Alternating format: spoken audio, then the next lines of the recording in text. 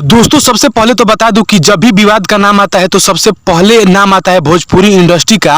और एक और सबसे बड़ा विवाद जो कि भोजपुरी इंडस्ट्री में चल रहा है दो शेरों के बीच में, खेसारी लाल यादव जी और पवन सिंह के बारे में। तो क्या है पूरा माजरा मैं आपको इस वीडियो में बताऊंगा, अंत तक देखिएगा। और जितने भी खेसारी लाल यादव जी का फैन है फटाफट से इस वीडियो को लाइक कर दीजिए ताकि जब भी कोई मैं वीडियो डालूं नोटिफिकेशन आपके पास सबसे पहले चला जाए। दोस्तों बता दें कि खेसारी लाल यादव जी और पवन सिंह में एक कंट्रोवर्सी हुआ है। कंट्रोवर्सी ये हुआ है कि दोस्तों मैंने पवन सिंह का एक लाइव और स्टेज शो देखा जो कि बहुत खतरनाक था दोस्तों। उसमें उन्होंने दारू पी करके और स्टेज शो किया है और उसमें खेसारी लाल यादव जी को बहुत ऐसा वैसा किया है। तो मैं बता दूं कि खेसारी लाल यादव जी इसी मुद्दे को लेकर के और लाइव आए थे और वो बोले थे कि बेटा औकात में रहो। और उस लाइव में खेसारी लाल यादव जी ने बहुत अच्छा यानी पवन सिंह का औकात दिखा दिया है। अगर मैं भी खेसारी लाल यादव जी के जगह पर होता तो मैं भी उसे यही कहता कि बेटा सुधर जा, वरना अगर हम लोग अपने आप पर आ जाए तो तुम्हें सुधरने पर देरी नहीं लगता। दोस्तों बता दें कि पवन सिंह उस स्टेज शो में ये कह रहे थे